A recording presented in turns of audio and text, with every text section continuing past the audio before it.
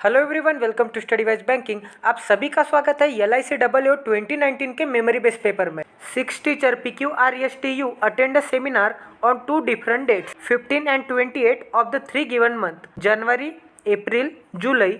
They all attend a seminar of different subject. ये subject है but not necessary in the same order. तो सबसे पहले हम टेबल बना लेते हैं। तो ये हो गया हमारा टेबल गाइज। अब कंडीशन देखते हैं कि क्या बोला है। अब T attend seminar in the month having 30 days, मतलब टी ऐसे मंथ में होगा जिस मंथ में 30 डेज है। तो जनवरी में होते हैं 31 डेज एंड जुलाई में भी होते हैं 31 days.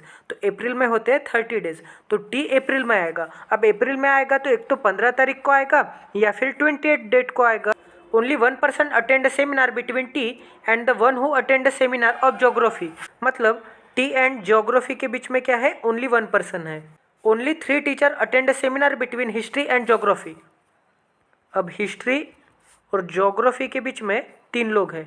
Number of person attend seminar before Q is same as the number of person attending the seminar after the one who attend seminar of history. इसका मतलब यह है कि क्यू के बिफोर जितने हैं उतने ही हिस्ट्री के आफ्टर है। ओके, तो ये हो गया क्यू और ये हो गया हिस्ट्री। क्यू के ऊपर जितने उतने ही हिस्ट्री के नीचे। Only 2% attend seminar between Q and the one who attend seminar of physics. Q और फिजिक्स के बीच में 2 लोग हैं। ये हो गया क्यू एंड 1-2 छोड़ के ये हो गया physics. R attend seminar of biology. अब आर क्या हो गया, बायो।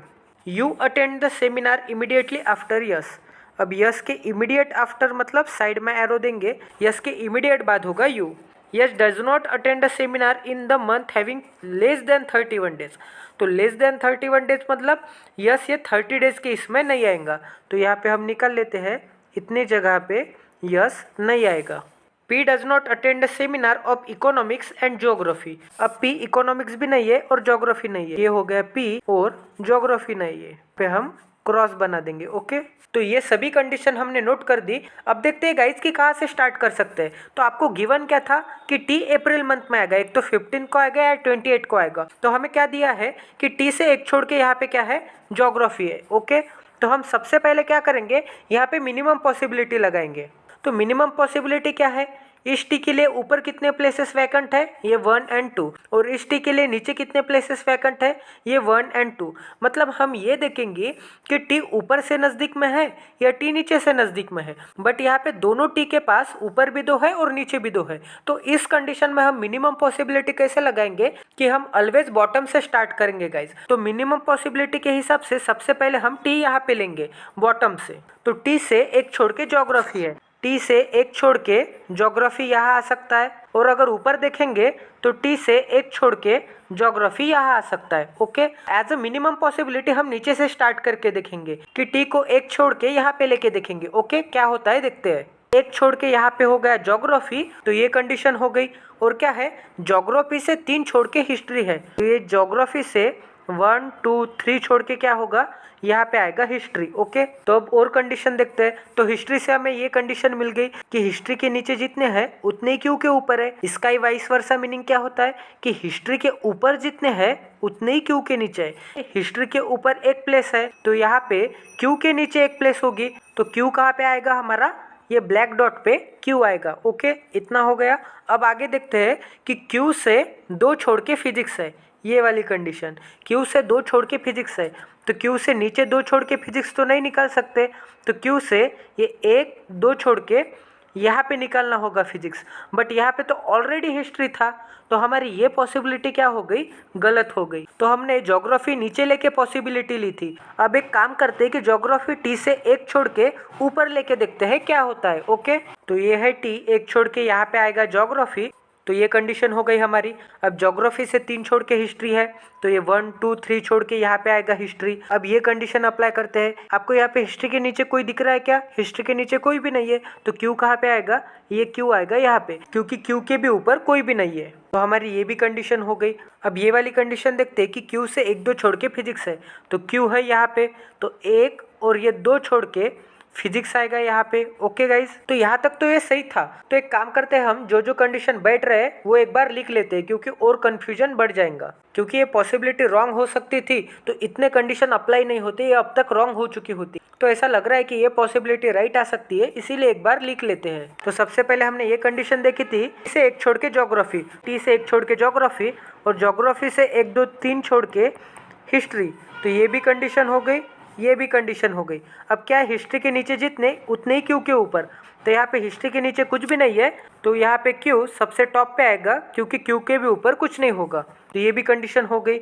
अब देखते हैं कि क्यू से 2 छोड़ के फिजिक्स है, क्यू से 1 2 छोड़ के फिजिक्स कहाँ पे आ गया, ये हो गया क्यू से 1 2 छोड़ के फिजिक्स। अब क्या बचा है, आर बायो बचा है। तो गाइज आर बायो कहाँ कहाँ आ सकता है, तो आर बायो के लिए ये एक जगह बची है और आर बायो के लिए ये एक जगह बची है, क्योंकि यहाँ पे दोनों प्लेसेस वैकेंट है। ओके, तो यहाँ पे आर बायो के लिए मिनिमम पॉसिबिलिटी लगाएंगे तो क्या होगा कि आर बायो नीचे लेके देखते हैं, एक बार देख लेते हैं, अगर रॉन्ग होगा तो ऊपर लेंगे। ये हो गया आर एंड ये हो गया बायो, तो ये भी कंडीशन हो गई हमारी। अब गाइज इस यस एंड यू के लिए एक ही प्लेस बची है, अगर हम यस यहाँ पे निकालेंगे तभी तो इमीडिएट नीचे यू निकाल पाएंगे। ओके, तो हमारी ये भी कंडीशन सेटिस्फाई हो गई कि यस अप्रैल मंथ में नहीं आएगा। अब देखते हैं और क्या कंडीशन है। तो अब क्या बचा है लास्ट में कि पी इकोनॉमिक्स एंड जियोग्राफी नहीं है। तो ठीक है, तो पी के लिए एक ही जगह बची है, ये आर के नीचे पी आएगा। अभी इकोनॉमिक्स सब्जेक्ट कहाँ पे आएगा ये देखते हैं गाइज। तो इकोनॉमिक्स एक तो यहाँ पे आ सकता है और यहाँ पे आ सकता है। तो हम एक बार लास्ट कंडीशन हमारी पढ़ लेते हैं, कुछ मिसिंग है शायद। तो यहाँ पे क्या दिया है, क्यू एंड पी। यहाँ पे देखो गाइज, मैंने क्यू नहीं पढ़ा था कि Q and P does not attend a seminar of economics and geography. Okay, तो क्यू को भी इकोनॉमिक्स नहीं आएगा, तो यहाँ पे भी इकोनॉमिक्स नहीं आएगा, और पी को भी इकोनॉमिक्स नहीं आएगा, बट पी को तो हिस्ट्री है ऑलरेडी। तो इकोनॉमिक्स कहाँ पे आ सकता है, ये हो गया इकोनॉमिक्स। अब कौन सा सब्जेक्ट बचा है, फिजिक्स हो गया, इकोनॉमिक्स हो गया, हिस्ट्री, केमिस्ट्री बचा है गाइज। तो केमिस्ट्री हो गया क्यू के लिए। तो गाइज देखा आपने कि ऐसे आप मिनिमम पॉसिबिलिटी लगा के जल्द से जल्द सॉल्व कर सकते थे। आप इमेजिन करो कि आपको मिनिमम पॉसिबिलिटी नहीं पता, तो ज़्यादातर स्टूडेंट क्या करते, इस केस से सॉल्व करते। तो यहाँ से एक छोड़ के ज्योग्राफी यहाँ भी आता और एक छोड़ के ज्योग्राफी यहाँ भी आता।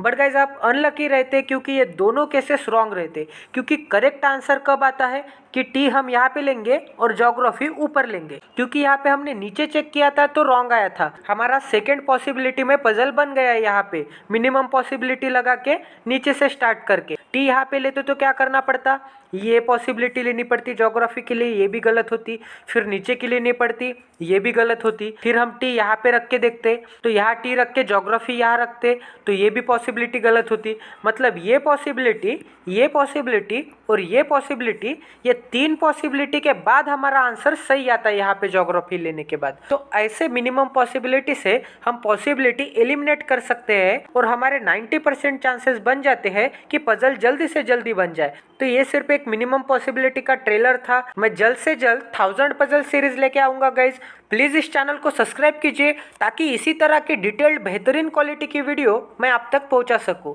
Stay tune with us, till then take care and love you.